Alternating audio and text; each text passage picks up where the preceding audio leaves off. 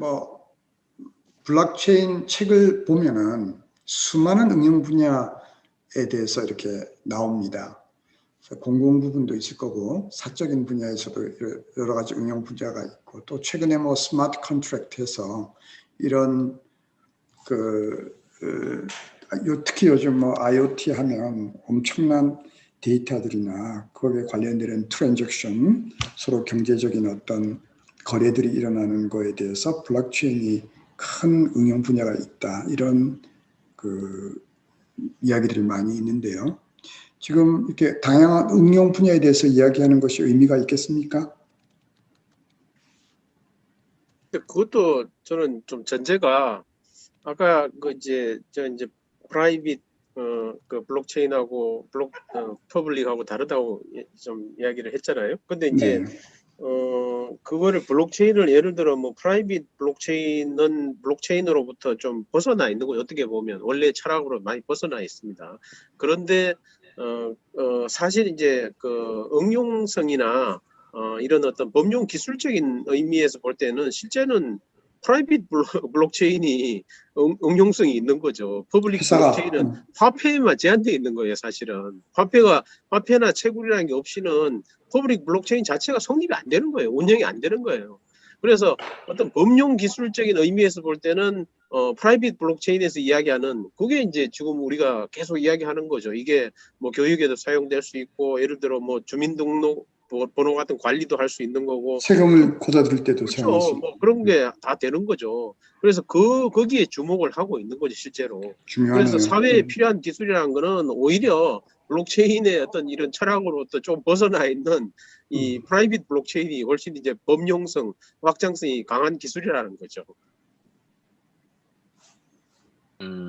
동의하시나요, 다른 우리? 좀 프라이빗 블록체인 같은 경우에는 문제가 많아요. 너무 당연하게 문제가 많을 수밖에 없는 구조이고, 특히 이제 오라클 문제라고 부르는 게 있는데, 그거를 조금 설명해 드리자면, DID 최근에 혹시 다 백신을 맞으셨나요? 네. 쿠브 블록체인 랩스에서, 그것도 저희 학회원분들이 만든 건데, 블록체인 랩스에서 그게 보면 이제 딱 써져 있어요. 암호화폐 발행 없이 뭐 블록체인을 사용을 해서 그 신원 인증을 해주겠다, 백신네이티드를. 근데 이제 뭐 그거 같은 경우에는 실제 백신을 맞았을 때 이제 체인에 올려주겠다는 거잖아요. 근데 사실 체인에 올리는 순간 그건 이제 미변조가 안 됩니다. 거기서 그냥 끝이에요. 근데 만약에 내가 백신을 안 맞았는데 백신을 맞다 올리면 그냥 끝이에요. 그냥 얘는 백신을 맞은 게 돼버리는 거예요. 그렇죠. 그런 식으로 되게 위험한 결과들이 발생할 수가 있어요. 그런 오프체인의 것들을 온체인의 것들로 옮겨오는 상황에서. 그래서 막 예를 들어서도 막 그냥 애초에 미변조가 안 된다는 거는 반대로 실수 한번 하면 난리 난다는 거거든요. 그렇죠. 그래서 이제 그거를 최대한 좀 검증을 통해서 해야 되는데, 이제 퍼블릭 같은 경우에는 굉장히 많은 노드들이 검증을 하고 있으니까, 또 사실 자기 돈이랑 직관되어 있는 거면 사람들이 좀 되게 힘을 내잖아요. 내가 이거 했는데 실수하면 돈을 막 엄청나게 잃어. 근데 성공하면 돈을 많이 벌어. 이러면 사람들이 이제 눈에 불을 켜고 검증을 하고 막 노력을 하고 막 그런 경향이 있는데, 그렇지 않은 경우에는 그냥 똑같거든요. 중앙화된 서버랑 그냥 뭐 차이점이 전혀 없습니다. 그래가지고 저는 문제가 있다고 이렇게 얘기를 드리는 거고, 뭐 DID뿐만이 아니라 뭐 서플라이 체인, 그 공급 체인에도 트레이드 렌즈라는 되게 재밌는 프로젝트가 있어요. 그게 이제 세계 최대 해운 업체인 머스크랑 이제 IT 업체인 IBM이 둘이 합작해서 만든 건데, 이제 해운 업체들이 이제 서류가 항상 막 어마어마하다고 들었어요. 2만 짝에 작성해야 되고 국가별로 다 다르고, 그리고 막 사람들끼리 막 속이기도 하고, 진짜로 정말로 지금 21세기에도. 그래서 그거를 그냥 블록체인으로 만들어 버립니다. 그냥 깔끔하게 그냥 IBM의 하이퍼레저를 또 써가지고 그냥 자기들끼리 프라이빗하게 합의할 수 있게. 근데 그 문제가, 그것도 사실 프라이빗 블록체인이라고 해서 위변조가 안 되는 건데, 그 안에 있는 사람들끼리는 조작을 할 수가 있어요. 거짓말로 올려버릴 수가 있는 거예요. 근데 이제 그거에 대해 검증할 수 있는 게 자기들밖에 없는 거예요. 그러니까 나만 나를 속이면 아무 문제가 없는 거예요. 탈중앙이 아닌 거죠. 그렇죠. 그래서 이제 블록체인의 개념, 아까 얘기한 트랜잭션들을 블록에 담아서 이거를 체인으로 엮는다는 갖고 왔는데, 결국엔 거기서 또 신뢰 이슈가 엄청 생길 수밖에 없는 구조인 거예요. 그래서 약간 그런 점이 좀 확장 가능하면서도 이 부분을 어떻게 해결할까 하는 게 되게 중요한 거고, 퍼블릭 같은 경우에는 이제 경제적 인센티브랑 페널티를 통해서 이거를 해결하려고 한 거고, 그렇기 때문에 좀 되게 어려운 부분이에요. 프라이빗에서도 한번 그렇게 했다가는 그 다음에 자기의 그 어떤 도덕적 혹은 앞으로의 그 업계에서의 페널티가 확실하게 주어질 수 있는 시스템은 아닌가요? 근데 이제 평생 모를 가능성이 더 높고, 일단은 음. 왜냐면 자기들끼리 계속하고 누가 들어올 수 없는 아, 구조잖아요, 프라이빗 이너 같은 경우는. 사이클에서. 네. 누가 들어와서 이거를 검증을 해준다면, 야, 이거 잘못됐는데? 하면 이제 뭐 도덕적으로 컴프라마이즈 되고 뭐 여러 가지가 있겠지만, 그렇지 음. 않고, 네. 누가 나가고 들어올 수 없는 구조예요, 애초에. 설계가 되어 있을 때부터. 그렇기 때문에 좀 개방되지 않은 위험한 거죠.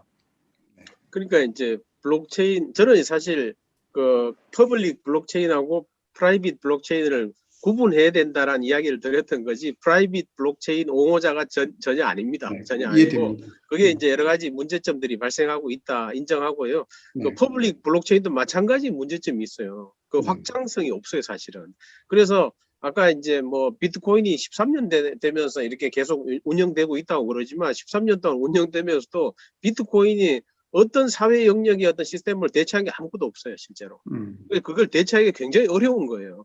어떤 아무리 혁신적인 기술이라고 하더라도 그게 이제 사회에 상용화될 때 어떤 가치, 사회적인 가치라는 게 만들어지는데, 그게 이제 거기에 대한 기대들은 굉장히 많고 기술적인 어떤 기대들은 많지만, 그게 실제로 이제 상용화될까에 대해서는 여전히 물음표라는 거죠.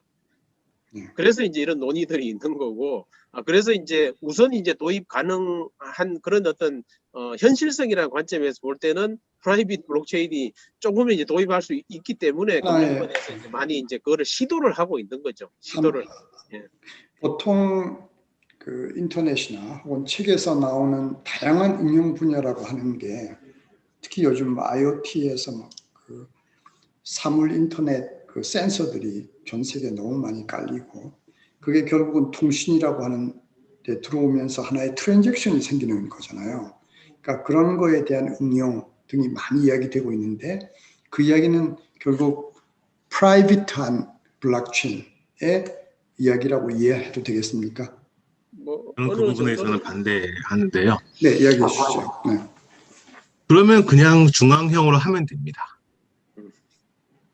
우리가 아마존 클라우드라고 하는 거를 목도하고 있잖아요. 테슬라의 클라우드가 있지 않습니까? 있죠. 근데 우리가 아마존의 클라우드나 테슬라의 클라우드를 프라이빗 블록체인으로 바꿔야 한다고 요청하지는 않고 있거든요. 탈중앙화라고 하는 것의 가능성을 보는 것이 중앙화를 부정하는 게 아니에요. 저는 오히려 더 문제가 탈중앙화의 그 허황된 꿈을 곁들여서 프라이빗 블록체인의 꿈을 파는 게 더 문제라고 생각해요. 윤리적으로는. 실제로 공학적으로는 퍼블릭이든 프라이빗이든 너무 비효율적인 패러다임이에요. 공학적으로만 본다 그러면. 정치적으로 보면 다른데. 근데 기업은 대부분 효용성에서 벗어날 수가 없거든요. 그렇죠. 더 적은 시간으로 더 그럼요. 효과를 내고 싶은 것이죠. 그렇죠. 그 전제에서 보면은 블록체인을 고민할 이유가 없는 거죠. 그래서 중앙형으로 하면 되는 거예요. 중앙형으로 하고 약간 분산형으로 하면 되는 것이지, 그걸 굳이 프라이빗이 블록체인이라는 새로운 단어를 가져와서 마치 우리가 새로운 기술과 제도를 도입하면은 회사나 기관이 더 발전하고 더 상용화된 응용이 나올 것이라는 자체가 저는 허황된 가설이라고 생각을 해요. 근데 회사에서는 실제로 그 많이 그걸 그 선전 혹은 광고하고 있잖아요. 그거는 늘 그래야죠. 그런 것들은 지금까지 많았죠. 잘못된 꿈을 꾸었던 트렌드는 많았죠. 근데 우리가 지금 예를 들어서 구글의 클라우드, 구글의 서버와 아마존의 서버와 네이버의 서버, 카카오의 서버가 과연 블록체인으로 가겠냐 이거예요. 서버가 일단 블록체인도 아닌 거지만. 아니죠. 그러니까 잘못된 허황된 생각을 가지고 있다는 거죠. 카카오가 만약에 데이터 IDC를 블록체인으로 한다 그러면 주가가 전 폭락할걸요. 그러니까 이게 잘못된 거라는 거예요. 응용이라는 것에 대한 것, 실용성이라는 것을 우리가 약간 지금은 과장된 생각을 하고 있다는, 우리 인류 전체가 그런 생각을 하고 있는 것이죠. 저는 비트코인의 가장 큰 그 가치는 트러스트 리스트러스트, 누군가가 검증을 하지 않아도 사회적인 신뢰를 만들어낼 수 있다는 것만으로도 이미 충분한 부가가치를 창출했다고 생각해요. 사회학에 나오는 사회적 자본이라는 말을 구체적으로 보여준 실증 사례예요. 그리고 비트코인이 있었기 때문에 연쇄적으로 다른 것들이 나오잖아요. 우리가 마찬가지로 뉴턴의 만유인력 법칙이 무슨 사용성이 있었느냐, 양자역학이 무슨 사용성이, 이거 잘못된 질문이듯이 비트코인의 그 변곡점 때문에 이더리움, 그 다음에 지금 디파이, NFT, 그 다음에 그 게임 기업들이 아주 빠르게 디지털 재화에 대한 비즈니스를 블록체인에 지금 선투자하고 있거든요. 이것만으로도 충분히 그 비트코인이 할 일을 해간 거예요. 그런데 이것을 그 바라보는 사회적인 이해에서의 양극화가 있다는 것이 안타까운 것이죠. 오케이. 네. 좋은 정말 포인트. 좋은 네. 지적이시고요. 그 네, 블록체인 좋아요. 기술에 있어서 정말 중요한 거는 그 말씀하신 것처럼 신뢰성입니다. 신뢰성. 그래서 모든 어떤 기술이든지 이게 기술이 아무리 기술적으로 완벽하다고 하더라도 이게 사회적으로 수용되지는 않습니다. 그 기술에 대해서 대중들이 이제 내가 이제 안심하고 이걸 사용할 수 있겠는가라는 신뢰를 가질 때, 그럴 때 이제 그걸 사용하게 되는 거거든요. 근데 블록체인이 상용화되지 않는 거는 여전히 신뢰를 얻지를 못하고 있는 거예요. 이걸 예를 들어 지금 은행 시스템이라는 거는 어느 정도 신뢰를 얻었잖아요. 은행이 내 돈 떼먹진 않을 것이라는 신뢰가 있는 거죠. 예를 들어 우체국 가지고 이렇게 우편물을 붙이면은 확실하다고 상대방이 믿죠. 또 믿잖아요. 그게 신뢰잖아요. 근데 네. 이런 이제 블록체인 안에서는 내가 이게 뭐 거래건 뭐건 여기에 대한 신뢰가 아직까지 확보되지 않은 거예요. 그래서 그게 그 이제 이유가 뭐죠? 그 이유가 그거는 아직까지 그 기술이라는 게 예를 들어 일단은 대중들이 이해를 못해요. 완벽하게. 그러니까 그리고 그러니까 이해 때문에 그래요. 훨씬 더 아니 그런 나은데 문제도 있지만 길들여져 지금도 있어서 예를 들어 그런가요? 아니 지금도 예를 들어 블록체인을 기술을 개발하는 사람들, 그다음 정책하는 사람들, 그다음 뭐 이런 경제 적인 관점에 보는 사람들이 블록체인을 보는 관점 자체가 다 다르기 때문에요. 그걸 다른 이야기를 하고 있는 거고 기술적으로도 저는 이제 이렇게 이제 뭐 퍼블릭, 뭐 프라이빗 이것도 다르잖아요. 다 다르잖아요. 근데 이런 상황에서 이게 어떤 합의가 이루어지겠어요? 그러니까 블록체인 자체가 합의라는 게 굉장히 합의 메커니즘 제일 중요한 거잖아요. 알고리즘이라는 게. 그런데 그 합의라는 게 결국 뭘 지향하느냐 하면 신뢰거든요, 신뢰. 그래서 이제 블록체인은 궁극적으로 사회적인 어떤 그 의미가 어느 정도 이제 신뢰의 또 다른 관점을 제시한 기술이다. 이런 점에서 굉장히 의미가 있다고 보는 거죠. 그래서 제가 이제 최근에 뭐 좀 그 인상 깊게 본 책 중에 그 영국의 이제 이 신뢰 문제 전문가인데 이제 컨설턴트이기도 하고 그 레이첼 보츠맨이라는 사람이 있어요. 레이첼 보츠맨이라는 사람이 있는데 이 사람이 쓴 책이 이제 뭐 테드 강연도 많이 했어요. 그 신뢰 이동이라는 책이 있습니다. 신뢰 이동, 신뢰가 이제 이동하고 있다는 거죠. 그래서 원래 원제는 이제 Who can you trust예요. 당신은 누구를 신뢰할 수 있는가 이런 거거든요. 근데 이제 이 책에 보면은 이제 그 블록체인 이야기를 하고 있는데 지금 이제 블록체인이나 이런 거에 대해 사람들이 관심을 가진 이유가 뭐냐? 신뢰의 관점이 좀 이제 이 트렌드가 좀 변하고 있는 거죠. 예를 들어 인류 역사에서 그 초창기에는 커뮤니티 내에서의 신뢰만 이루어졌어요. 아는 사람에 대해서만, 모르는 사람에 대해서 불신했죠, 당연히. 그래서 이제 이방인에 대해서 이제 뭔가 좀 이렇게 두려워하는 거죠. 그래서 이제 이런 단계가 이제 지역적 신뢰의 단계다라고 이야기했고, 그 두 번째 단계는 이게 이제 제도화가 되는 거예요, 제도. 그리고 은행이라고도 제도고, 뭐 하여튼 뭔가 이제 시스템이 만들어지잖아요. 그래서 이제 institutional trust입니다. 여기는 제도를 통해서 이런 제도의 어떤 공권력이라든지 어떤 뭔가 이렇게 공신력이라든지 이런 걸 통해서 제도를 만들어서 신뢰를 구축하는 이런 단계예요. 그런데 그게 국가 권력하고 관련이 되는 거죠. 그렇죠. 정치적인 거예요. 그런데 이제 지금 이제 여기에 대해서도 약간의 불신들이 일어나고 있는 거죠. 여기에 대한 그래서 이제 새로운 단계의 이제 신뢰 시스템이 필요한 건데 여기서 이제 나타난 게 이제 블록체인이나 뭐 공유 경제 이런 것들이에요. 그래서 이제 이 사람이 이야기하기를 지금은 이제 이런 뭐 중앙은행에 대해서도 뭔가 좀 불신해. 왜냐하면 리먼 브라더스 사태도 있고 이런 금융권에 여러 가지 불신 사태들이 많이 있었잖아요. 그래서 이제 새로운 신뢰를 이제 모색하는 과정인데 정말 이제 우리가 낯선 사람에 대해서도 뭔가 기술적으로 이 신뢰하기 시작했다는 거죠. 그래서 이제 예를 들어 에어비앤비 같은 것도 낯선 사람 집이잖아요. 근데 가서 자잖아요. 그래서 이제 공유 경제라는 것도 낯선 사람의 차지만 같이 타잖아요. 그래서 이런 어떤 새로운 신뢰가 만들어지고 있다. 이게 이제 이 사람은 분산적 신뢰라고 이야기를 하는 거죠. 그래서 이 철학적으로 볼 때는 이게 서로 연결이 돼 있는 거예요. 지금 이제 트렌드가 점점 이제 탈중앙화되고 새로운 신뢰를 모색하는 단계에서 나타난 기술이기 때문에 주목을 하고 있는 거죠. 이게 이제 새로운 신뢰 시스템을 만들어줄 수도 있다라는 기대가 만들어지고 있는 건데 이게 정말 기존의 신뢰 시스템을 바꾸기 위해서는 여러 가지 이제 넘어야 될 그런 과제들이 많이 있는 거죠. 제일 큰 게 뭐죠? 넘어야 될 산 중에 가장 크게 특히 그거는 저는 기술적으로도 여러 가지 결함들이 나타나고 있잖아요. 해결해야 되는 게 기술이에요. 기술적인 것도 있고 정말 궁극적인 거는 이제 어떤 공감대 같은 거죠. 그러니까 이게 뭐냐면 신뢰라는 공감대가 게 되려면 이해를 해야 되잖아요. 그렇죠. 이해도 일단 부족해요. 아니 블록체인에 대해서 이해도 못하는데 그 투자를 할 것이며 여기에 대해서 신뢰를 하겠습니까? 그런 이해가 일단은 부족하죠.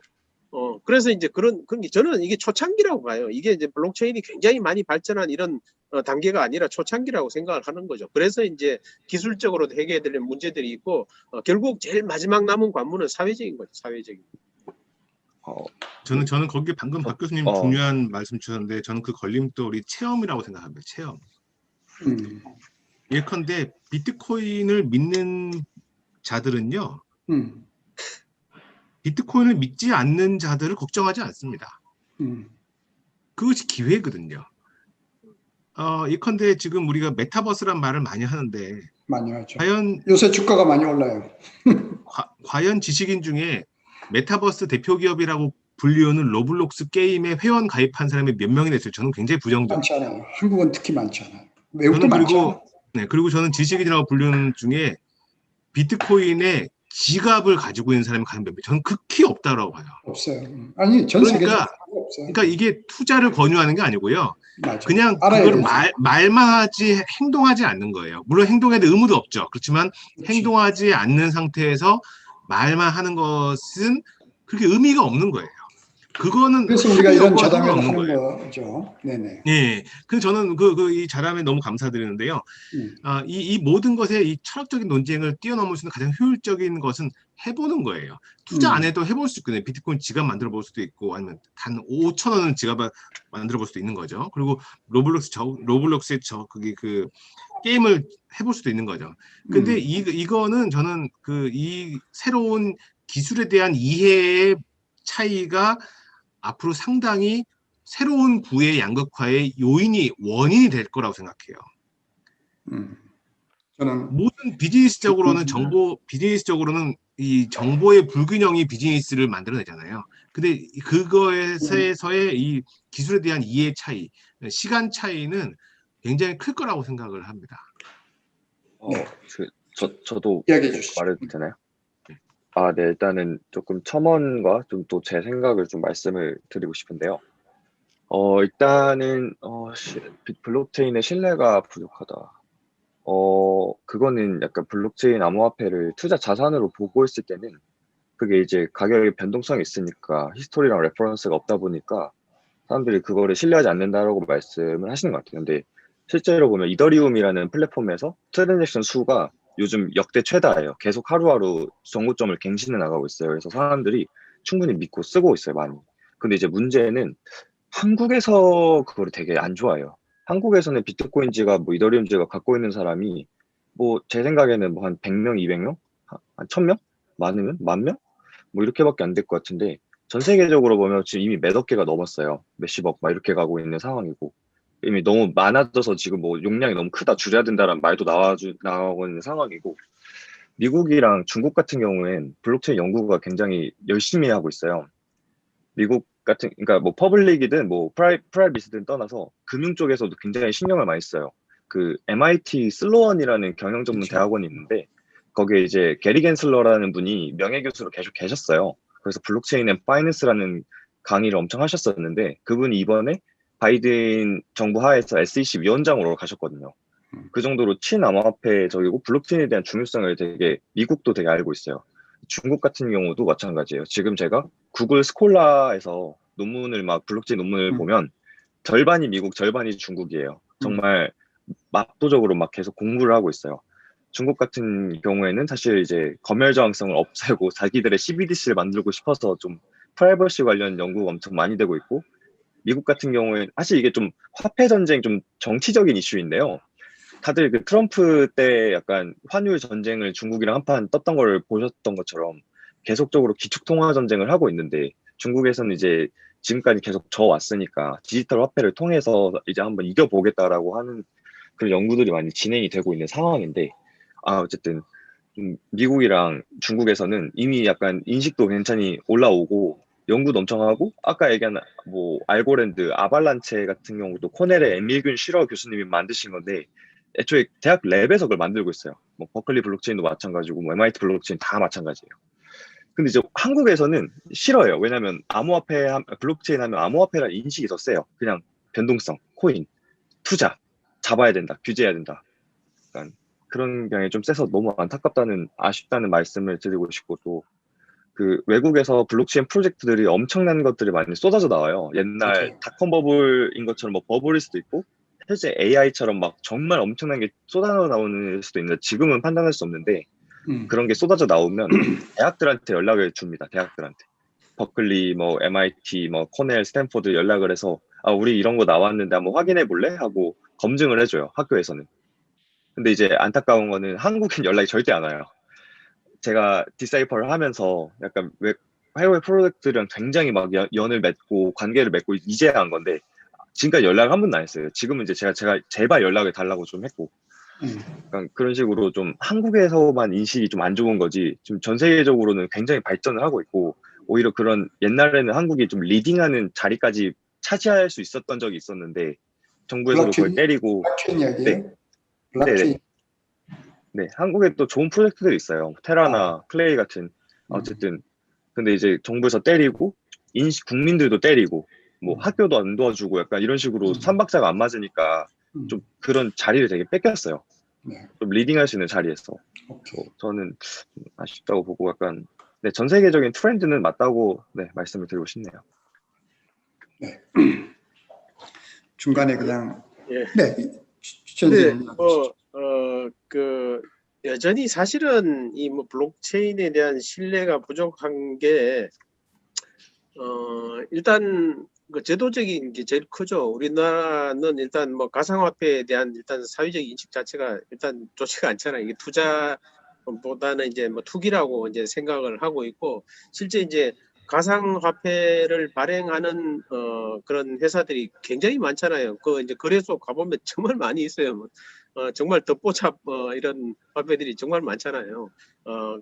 그런데 이제 그런 가상화폐가 굉장히 많이 만들어지고 있다는 것도 사실은 스스로 이제 신뢰를 무너뜨리는 거예요. 정말 이때 근데 사실 이제 메인 이제 화폐들이 있잖아요. 화폐들이 있고 지금 이제 예를 들어 그 기업에서도 이제 기업 이제 그 IPO를 하잖아요. 뭐 퍼블릭 오프닝을 해가 공개를 하잖아요. 공개를 하면은 조금 이제 투명성이 높아지는 거잖아요. 기업의 투명성이 높아지는 건데 이제 가상화폐 기업에서도 이제 예를 들어 그 자금을 유치하기 위해서 ICO라는 걸 하잖아요. 그래서 이니셜 코인 오프닝을 하는데 우리나라에는 ICO가 불법입니다. 이거 자체가 불법인데 거기에서 어떤 신뢰를 이야기할 수가 없는 단계예요, 여전히. ICO 자체가 이제 불법이기 때문에 우리나라의 이 이제 화폐를 카카오도 발행합니다. 클레이 발행하고 있고요. 그래서 이제 블록체인 이 이제 암호화폐를 이제 발행할 때 이 ICO 자체 굉장히 부실해요. IPO에 비하면. IPO는 1년 동안 준비해가 정말 많은 보고서들을 내야 되지만 그렇죠. ICO는 그냥 한 100페이지짜리 내도 돈이 모여요. 돈이 모이고 이거 자체가 제도적으로 굉장히 부실한 상황이고 그다음에 이제 우리나라에서는 이제 ICO 자체가 엄격하게 이제 법으로 이제 금지되어 있잖아요. 금지되어 있기 때문에 국내 기업들이 다 이제 규제가 좀 약한 홍콩이나 스위스 이런 데 가가지고 ICO를 다 받아요. 그런데 어떻게 신뢰를 이야기를 할 수 있겠어요? 그러니까 그게 사실은 이런 기술적인 거하고 블록체인 내에서 바라보는 관점하고 현실하고는 굉장히 괴리가 큰 거죠. 그래서 이제 최근에 그 특검법이라는 게 제 발의됐잖아요.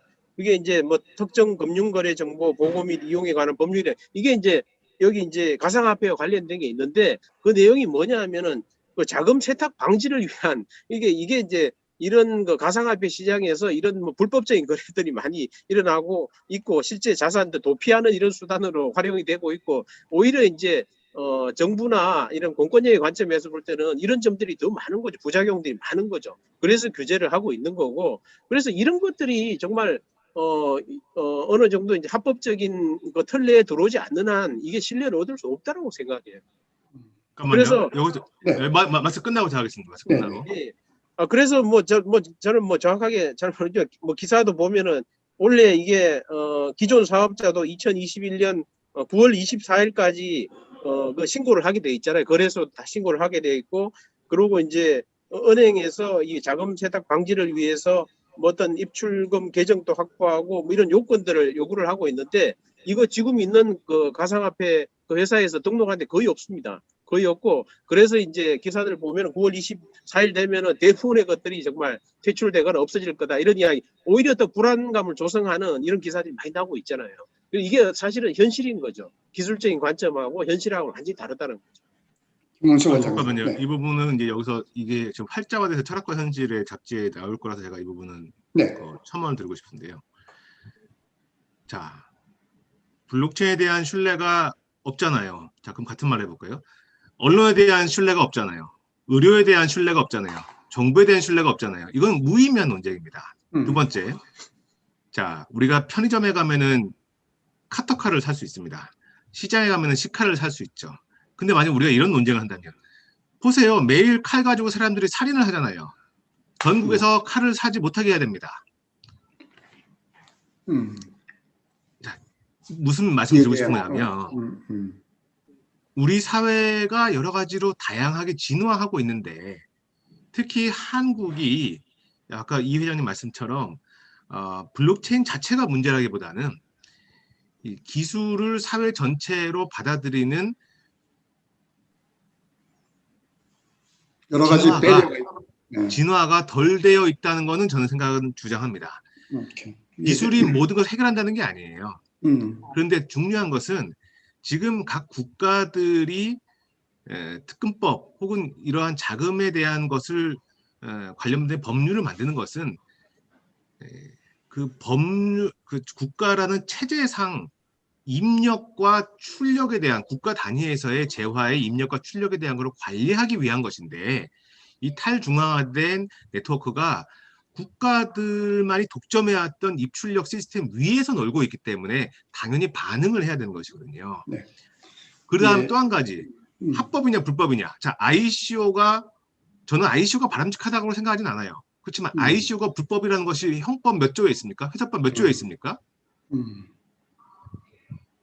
우리는 굉장히 이 과거의 중앙화된 신뢰가 만들어낸 명문화된 법에 대해서 절대적인 신뢰를 너무 범하는 오류를 범하고 있다는 거예요. 대표적으로 한 가지 말씀드리면은, 자, 지금 이제 너무 과할 정도로 이 근로자에 대한 것이 되게 중요하잖아요. 배려가 중요하잖아요. 얼마 전까지만 해도 5인 이하에 대한 거나 가정에서의 그 청소해 주시는 분들은 근로자로 인정받을 수 없었습니다. 왜냐하면 1956년대에 만들어진 법이 그랬거든요. 과거에는 불법이었어요. 과거에는 청소부나 그 가정부에게 퇴직금을 주는 것이 불법이었어요. 근데 그 법이 얼마 전에 개정이 됐어요. 이제 합법이에요. 그러니까 불법이든 합법이든 이건 사회적인 합의가 만들어가는 과정인데, 이것은 철학과 현실의 우리의 가치를 얘기하는 것이잖아요. 그렇기 때문에 과거에 가지고 있는 우리의 습성이나 우리의 체계를 가지고 미래를 바라보는 것은 석기시대의 생각으로 철기세를 바라보는 것과 똑같다고 생각해요.